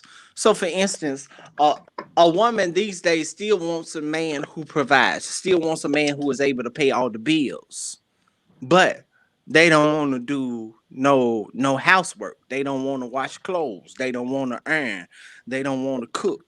They don't want to do so they want an old school man, but they don't want the same Right. responsibilities that the woman had. You put up from a bad pool of women, because I know some women who will go out there and get that money, go out there and talk in their meetings and run these businesses, and will come home and cook and clean and No, not 30 and under, brother. Not 30 and under. Not 30 and under, brother. Oh, well, then you need to, yeah. Well, I'm not sorry. 30 and under. I don't care what 30 and under. Oh, I had me a girl that was under 30 before, man. She was amazing with the kitchen. Oh, well, what happened? Cooking, Joe? She was amazing in the kitchen cooking. Praise God. Praise God. Whoa. Antoine, what you got? No, with cooking and cleaning, she was amazing. Yeah. Man, every time I try to talk about this helpmate versus helpmeet thing, I think it goes over women's head, because a lot of times they bought into this institutionalized idea that they're subpar to a man. And it's one of those truths that women just have to embrace. A man and a woman is a gender. A husband and a wife is a role. Yeah. And I think so some of the stuff that we're superimposing on men and women are genders and not roles. And because of that, we don't know how marriage is supposed to function and go together. So I think that one of the reasons why the church is having an issue with this is because of religion. Men like mission-oriented things. I don't want to come to church and blow kisses to Jesus. I love God and I worship God, but a lot of the way church is expressed is very feminine. So then you want me to sit through that? Right. So I think that we have to reform the way we actually use language and talk to men at church, period. That's just my personal agenda. I think it's a strategic feminization of women. Yes. I really believe that. Yes. Yeah. And then I think, and then we haven't really even talked about just the hypermorality that comes along with trying to, tell women, hey, you need to be celibate. You need to stay away from sexuality. You need to be holy. You need to be chaste because you need to be ready for your husband. Right. But we get to do whatever we want to do. Yeah. You know what I'm saying? Because we don't talk about sexuality at all in church. We are afraid to even say the word sex as if it's nasty or dirty. And so you want one of man's most precious and desired needs you can't even talk about in church. But you want me to sit there and you want to talk about Jesus, but I'm horny. Talk to me about sex, fam. But we don't talk about sex at all, and then we wonder why men ain't there. So I think it's a combination of some conversations that need to be had in the church. I did a room on Clubhouse called "Should the Church Talk About Sex?" I think we got every other kind of ministry in the church. We got the usher ministry and the married ministry and the singles ministry. Where's the I'm nasty as hell ministry? Where's I'm horny as hell? I'm not a virgin, and I know what sex feels like. That's not of God. That's not of God. And we got ain't nobody talking about it. Everybody talking about they celibate, but they masturbating every night to the nasty pornography. You can't say that on the show. Yes, I did. They ain't playing with other humans, but they playing with themselves. Hey, Frank, when their mama told them to keep their hands to themselves, they took that way too literal. Yeah. Keep their hands to themselves. and we not dealing with this stuff. Sometimes breaking down themselves morally before they enter into a marriage. But I'm not having sex. But I'm putting so many fingers. Never mind. Y'all go ahead. And somebody lying because these children coming from somewhere. So my kids' church is jammed. These kids coming from somewhere. Let me tell you what my bishop said. Bishop Gregory Michael Davis said before. He said everybody having sex. Why we ain't talking about it? Yeah. Hello. Talk about it, man. It would affect the economy of the church as we now know it. Well, the issue is that married people are not, most unmarried people are not, and the singles are. The married people I talk to are miserable. If we talked about sex, that's right. We help the married couples too. Yeah, no, I mean seriously, I have peers of mine that well, I'm not gonna say what they do, but they be like, Doc, stay out there because you don't want to come in here. I mean, the singles want to get in, the married folk want to get out. Yeah, and so but let's do this. So when you talk about preparing. Huh? To bring us back, Bishop. Yeah, when you talk about preparing, how can we equally prepare men and women? because I don't want to end on this note. How can we prepare equally? What are some of the things we can do where both sides are preparing? What is that? What does preparing looks like? What does that look like? It's preparing a mental space. I talked about preparing a physical space. Do I have enough space in my space? Am I ready for somebody to occupy my space? Do I have enough capacity in my mind to allow somebody to come in? I mean, am I really, even though I'm goal setting by the end of this year, I'm doing a masterclass in 1 week, 2 weeks on the 11th about goal setting. I want to be in a relationship by the end of this year sooner. Okay. So in order to say that, am I really ready or am I just lonely? I just said something. Hold on. I'm gonna let you come. Am I really ready? That's good. Or am I just lonely? Is this a COVID goal or is this a realistic goal? Y'all quiet. Is this a realistic goal? Have I really, ladies and gentlemen, have I really got my mind ready to have somebody else talking? Because I can just have quietness. Yeah. Over the weekend, I watched less TV. I watched a Denzel movie because I'm always going to watch Denzel when it come out the day of. I'm going to look at Denzel, my favorite. But then the rest of the weekend, I found myself quiet. Yeah, that movie was trash too, but okay. Yeah, it wasn't one of his best, but it wasn't trash, Frank. But let's go. It was trash. We'll debate it later. Let's have a review thing. Yeah. So I'm like, am I really? And then I long for it, but am I ready? Here's this, Antoine. I long for it, but am I ready for it? Am I ready for what I'm longing for? I can say this for me. You know what I'm saying? I spend a significant part of every day in personal development because I want to make sure that I'm healthy and whole. But when I think about actually entering into a relationship, I have to think about what I'm willing to give up. Right. Right. And so much of what I do is tied to my livelihood and my peace of mind. Yeah. Right. So it's connected to my personal sanity.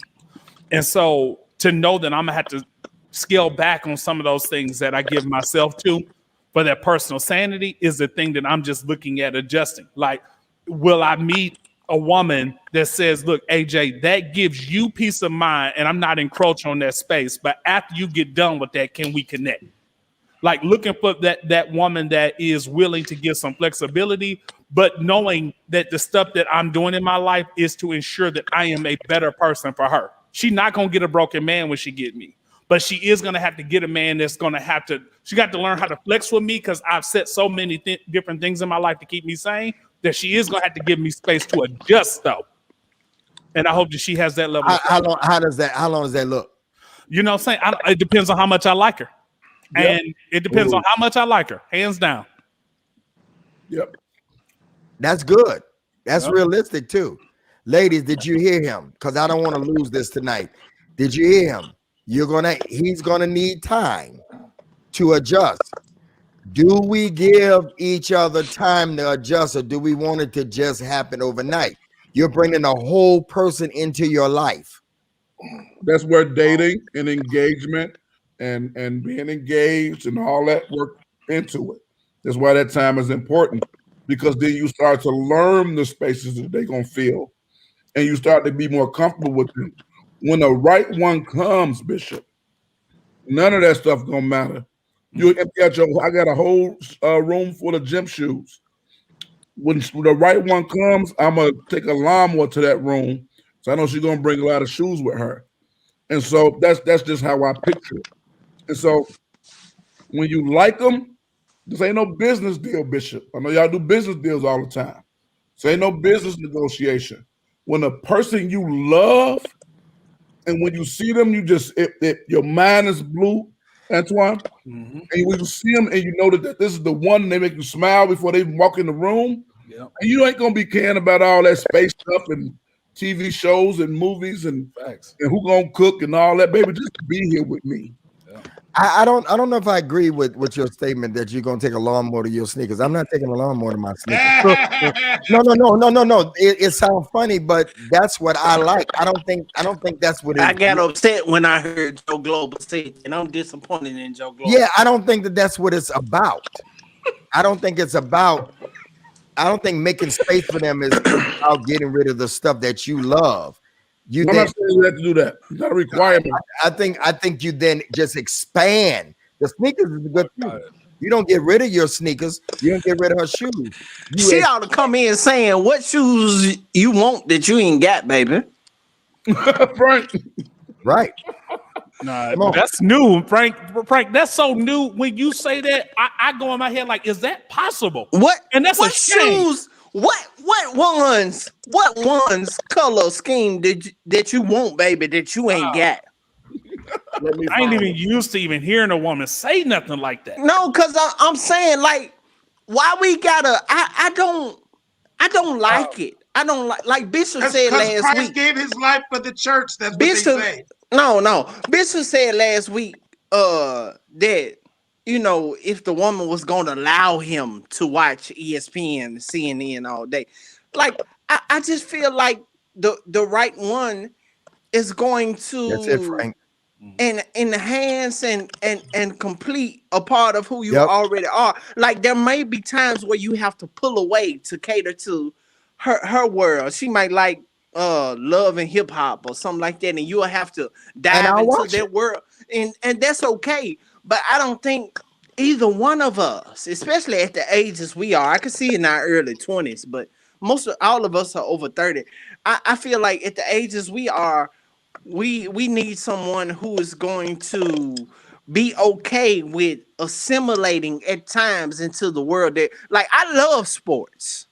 Okay, so it would be ideal for me to have a woman who she might not love sports, but it's okay with it. You know what I'm saying?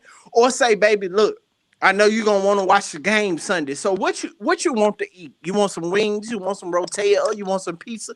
Like how can I make your Sunday experience better as you watch the game? That would be ideal for the right one. Those are finding women that come in to complete and not compete. Yeah. I'm not saying that I'm going to take a lawnmower to my sneakers because she requested or required it. Now she's competing with my life. I don't want nobody to compete with my life. I want somebody to come in that I love so much that they inspire me to change things, to make room for them, to make space for them. As a romantic gesture, come home and just say, baby, look what I did. I got some of my sneakers are in the garage now. Yeah. This is for you. Because I want to, when I get up in the morning, put on my shoes, I want you to sit next to me and put on your shoes. Yeah. You know what I'm saying? Yeah, I get what you're saying. Somebody just text me this, and I'm gonna turn it, but they just text me this to make sense. What you said and what they're saying is exactly what I'm saying. I'm not getting rid of my sneakers. They don't have to get rid of their shoes. Here's what I'm gonna do. I'm gonna make space for all of it. Mm-hmm. And that, ladies and gentlemen of the jury that's watching, that's what preparing is. I know that she's coming in with a bunch of red bottoms and all that stuff and her clothes and all that. My place ain't gonna do it. Heck, I'm almost out of space for myself. COVID done moved me out in my own place. Yeah. No, seriously, I got boxes in the day of some other stuff, another project, and I'm trying to figure out how I'm gonna do it. I finally got my sneakers organized and all that stuff, but now I'm out of room. Yeah. And I don't want to. I'm like, I don't want to leave my space down here. I got a wonderful view of downtown and all that. But if I'm watch this, if I'm going to prepare for that person, it's not when they come. A man prepares in advance. Yeah. So I need to find a bigger place. Yeah. Right. Yeah. Right. I'm talking about now. If I'm saying I want to be in a relationship, eventually, Johnson, marriage is going to come again. You know what I'm saying? And so I don't wait to say, okay, baby, we're gonna look for. I should come. She come into my life and she be like, he ain't even got room for me. Now I'm talking about physically, and that really says I haven't made mental space because I haven't prepared the physical space. Because when you prepare the physical space, it means you also prepare your mental space. I'm saying something. You prepare in advance, and many of us have not really prepared. We want something, Yeah. Spoken tone on that. We want something that we have not prepared for. What you gonna do? What you gonna do, Ruth, when Boaz comes? You ready? You She right, was Bishop. prepared. She was You want to turn a woman on? Go ahead. So you prepare in advance. Lynch. All right. Thank y'all so much tonight. Let's thank Joe for joining us tonight, man. You Oh, turned it up, man. I don't know. The people in the comments are loving you tonight, so we honor you, bro, for hanging out with us tonight. Listen, we want everybody to start preparing to give tonight into this, what we believe is ministry, uh, dealing with relationships and love and all of those things that on so many levels are not discussed. I don't even know what week this is. Frank done lost count about 8 weeks ago. So we here. It's the second season. We in our second year. All of the giving ways to give is on the screen. We need tonight. I mean, I don't know if we did a bad job last week or what, but it was empty last week. We appreciate those that did give, but we really need to really push strong tonight. I want to get at least 30 people tonight that will give $20. All the giving instructions and handles are on the screen. Cash App, Greg Davis 10, PayPal, contact Greg Davis at Gmail, Givelify Greg Davis Ministries, Zelle Greg Davis Show at Gmail, and Venmo at Greg Davis 1. I ain't never heard of Venmo before. I need to get them all. So if you would give and partner with us with $20, I want you to just type it in the screen and go do it now. We want to shout your name out tonight. All right, let's do it real fast. Come on. If you're a partner with us tonight, this has been real good tonight. I enjoyed tonight. So y'all come on. I ain't seeing no comments. Y'all come on and push. I know there's a delay, but I need to know that y'all coming to help push on tonight. All right. Before we doing that, while we're giving, let's have final words from Prophet Oren Perry. Tonight, I think tonight was a phenomenal night about preparing, and I wanted to not try to spiritualize it, but I do want us to know that the same way that we are preparing for the return of Christ, that same way we should be preparing for our significant other as well as we are for Christ. And I want to just say that tonight I do believe that somebody is going to be healed. Somebody's going to be transformed. I think Bishop David said something so profound earlier regarding preparing in advance.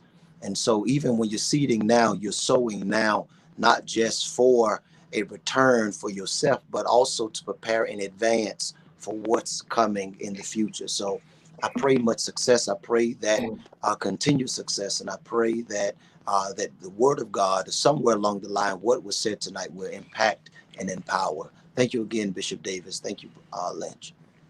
Bless you, man. Frank Ray.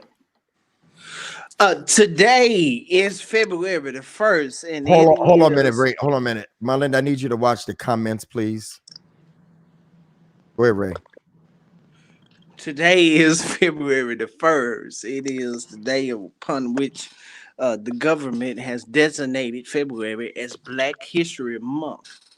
I know that we are woke now, and we say we celebrate Black history every day, but let's make sure that we are extra intentional during this month of designated time to make sure we educate our children, grandchildren, friends, brothers and sisters, parents, and etc. on the accomplishments of different people that have had an impact on the struggle for equality for us as Black people. I just want to make sure we are intentional about that, and we celebrate every day. We Google somebody every day that has had an impact on us as Black people. That's all I wanted to say tonight. All right, that's dope. All right, thank all the ones that's sewing.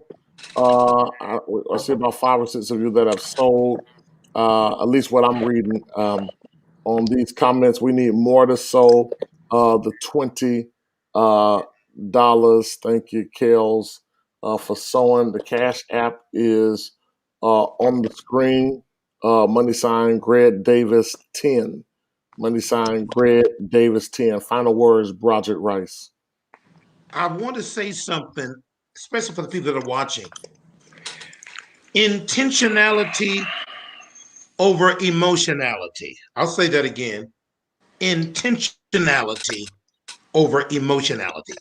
I want you all to know as you're watching, and I thank you, Bishop, for this platform. We may not always agree, but never confuse our emotionality with our intentionality. You got single Black men on a platform talking. We don't always agree, but I want to leave you with this. Intentionality over emotionality. Thank you all. Thank you, Bishop. Thank you, gentlemen, and to all of the viewers who, without which this show would not be as successful as it is. Thank you, Bishop.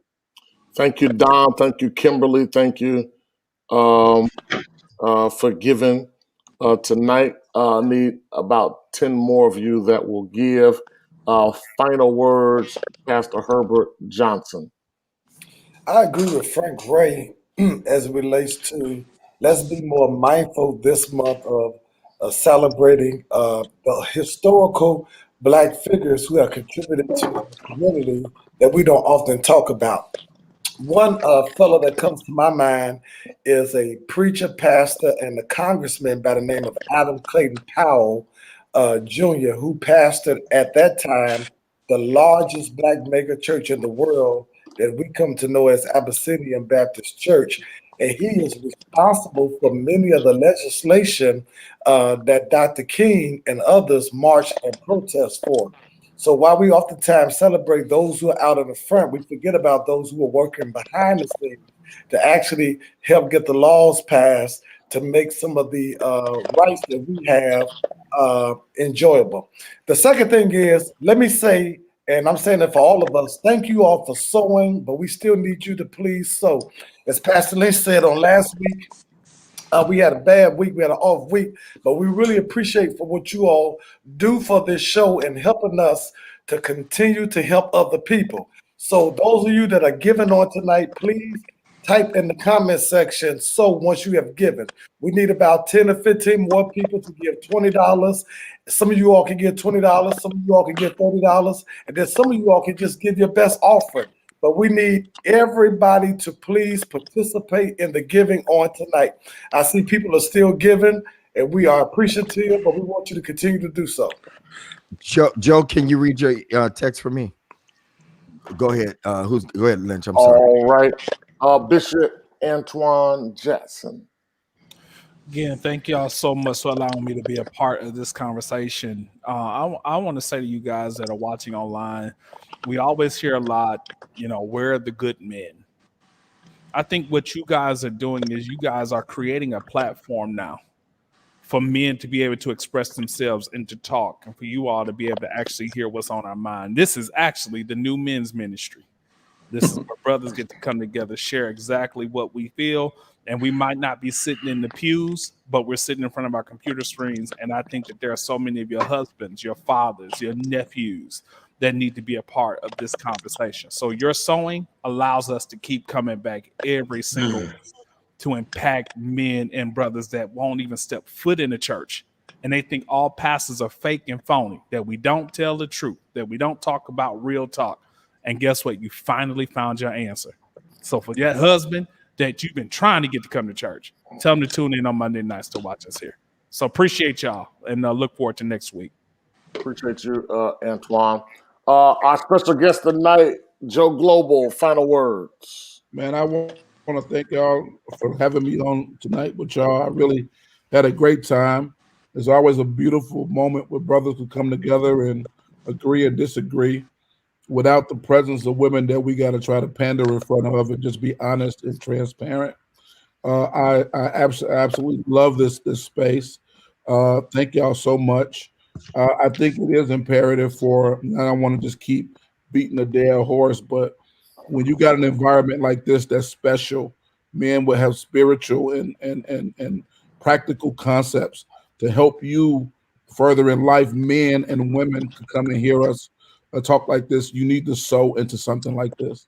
This is a beautiful space for you to sow into, because the way you're going to reap from this particular garden is going to be amazing in your life. So make sure y'all continue to sow.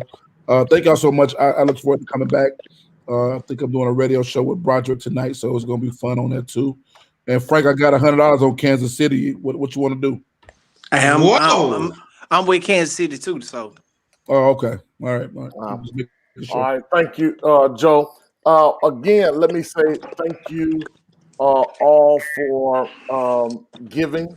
Thank you for hanging out with us. To those that this is your first week, we hope that you'll join us again on next Monday. I want you to do me a favor this week. My book, it dropped, it's released. The evidence is in my hands right now. Try it again. I need you to go to my website, carltonlynch.com, and order my new book. If you don't have no money whatsoever, hit Oren Perry and he'll get you a book. Whoa, yes! carltonlynch.com in Jesus' name tonight and get my book. We pushing all week. Let me tell you something.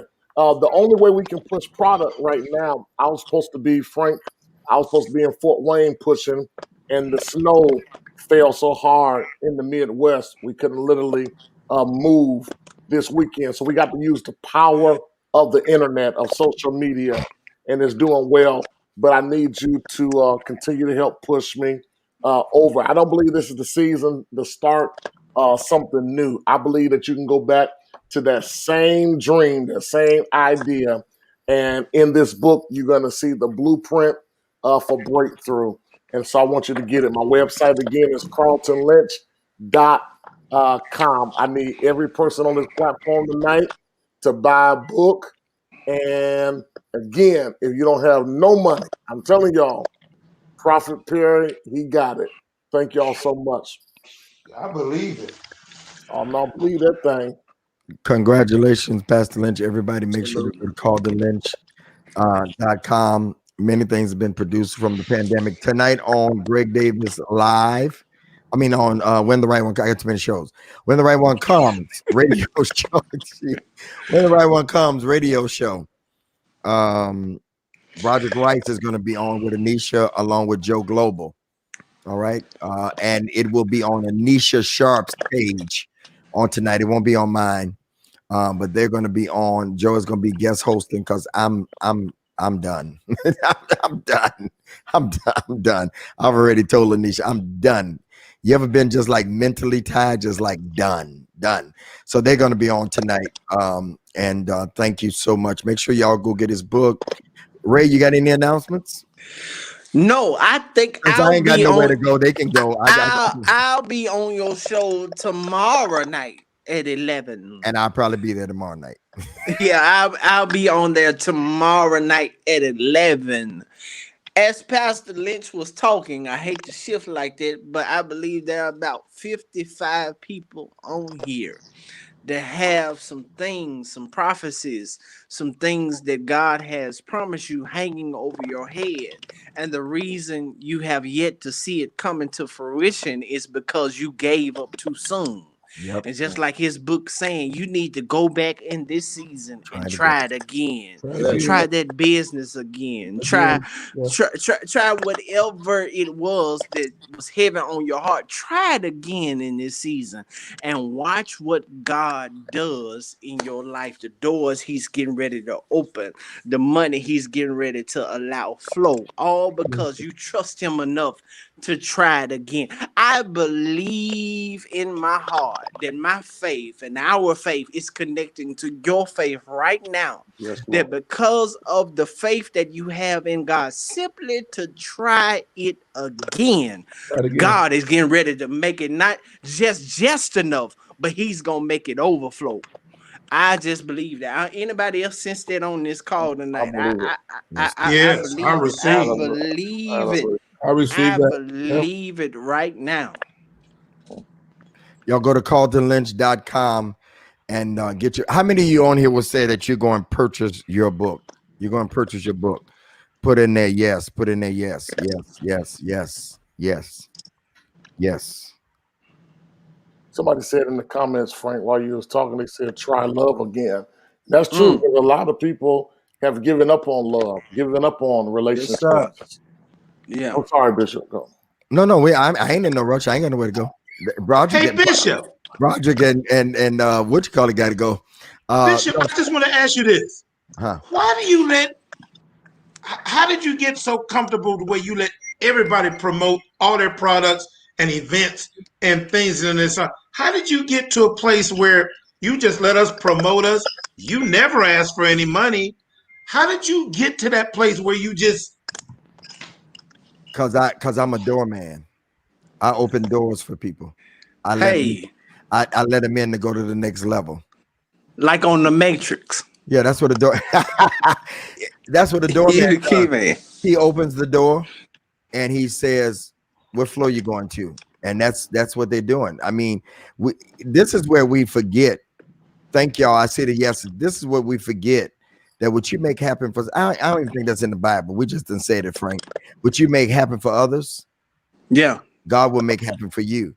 And I'm blessed because of the platforms that I have opened up for other people. And I don't care how big they can get bigger. I don't care. It doesn't bother me. I'm still gonna do my thing. And so that's a very good question, Broderick. But yeah, I really, I appreciate you. Thank you, Thank you, Bishop. I need some more of y'all. I need some more of y'all to get the book tonight. Just put yes. Just put yes. And I seen somebody in there said they already ordered it. Morgan just shipped them out today if you did pre-orders. Yeah, y'all got to give people time enough. And let me say this to you. You got to explain, Bishop, what pre-order means. No, let me tell them this too. There are people that, and those of you that have books, Antoine, I know you ship stuff. During COVID, it's crazy. I had people, Jolanda and Glasper, they ordered like 15 books and 10 books. They just got them this week. Like today. And Jolanda ordered on like Christmas time. And this is February. And the books have been out. So don't y'all worry, Lynch. I ain't got my book yet. Not one person have we gotten a return book. But the issue is the mail is so slow because of COVID. Yeah. Mm-hmm. So y'all be patient to get the books. Some of y'all may not have got mine. All books are out for me. And so just know that it takes a while. Some more yeses that you'll go get the book tonight. And try it again. Joe Biden. Roger, go. Y'all need to go. Joe Biden. Okay. Joe Biden tried it. Joe Biden tried to run for president 3 times, and the 3rd time was a charm. And is the oldest president ever. Yeah. That's significant. He tried it again. Yeah. All right. And God had to, and you would have think that he'd have got upset because they let Hillary go before him. Because he was right, he was the vice president. Yeah. He probably wouldn't have won then. Look when he won. Trump had to get in there for him to try it again and win, for Trump to mess up. Yeah. Yeah. Your try it again is going to be somebody else's default. Wow. Mm. And you think about all the people that we look up to now, and we see their That's good. Go ahead, Lynch. And we see where they are now. I think about, Michael Jordan. I know that most of you all on here are big on sports. And I never knew this until I was writing this book, that I never knew that, because I don't follow that stuff, Frank. But I didn't know that he was cut from the JV varsity basketball team. Yeah. And just think about if he never went back. You know, we wouldn't be calling him one of the greatest to ever do it. We wouldn't be wearing Jordans today. but he had enough in him. What was it in him, Frank, that made him go Yeah. back even after, Walt Disney, was fired because they said he lacked creativity. You know what I'm saying? Yeah. But still Yeah. went back and done it again. I think that's just amazing to me. Yeah. See, so many people don't try again because they have their yes tied up to the wrong person. They're waiting on their yes to come from someone else when it really comes from within. The only thing Yeah. you really need to try it again is you and God. You don't care how many times you got to keep going. You know that as long as you got God on your side, that sooner or later things got to work out in your Turn in favor. your I favor. better quit while I'm ahead because I He's feel a turning preach it on me around for tonight. you. Yes, sir. Sooner Thank you, or Brittany. later. Brittany said she just ordered her Thank book. you so much, Brittany. Yes, Thank you. sir. Thank you. Hold Yeah. on. Hold on. Wait. Oh, Frank. Oh, okay. All right, y'all. Make sure that you order it. Yeah, Jessica, that's my favorite book, Jessica Perry. That's a book. I don't know if you just quoting it, but John Maxwell writes a book entitled Failing Forward. Yeah, that your failures are designed to move you and to push you and to advance you into going forward. So look that up. Yeah. All right.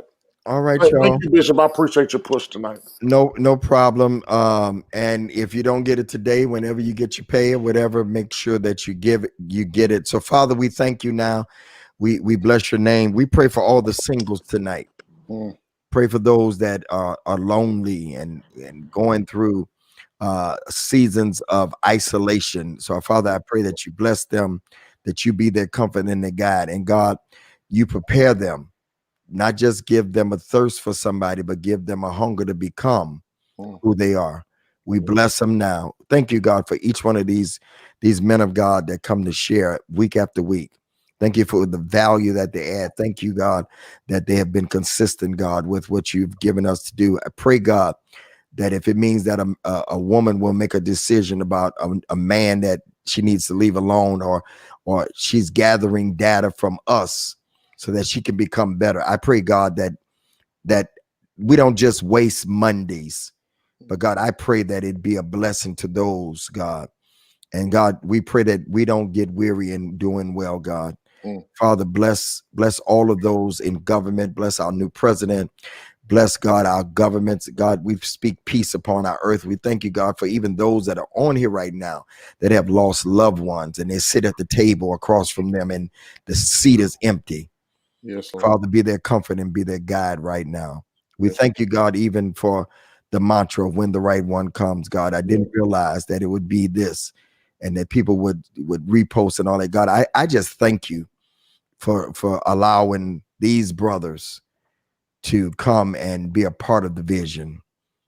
I pray, God, that you bless their ministries, bless their hands, bless the fruit of their womb, bless everything, God, that they touch now, their churches, their members. Even they come on here tired, they come on here weary, they come on here not feeling well, they come in, some of them, God, they have to worry about their people, God, and they give of themselves. Bless them indeed, enlarge their territory. I bless them in Jesus' name. Amen. Thank you, Lord. Good night, everybody. Good night.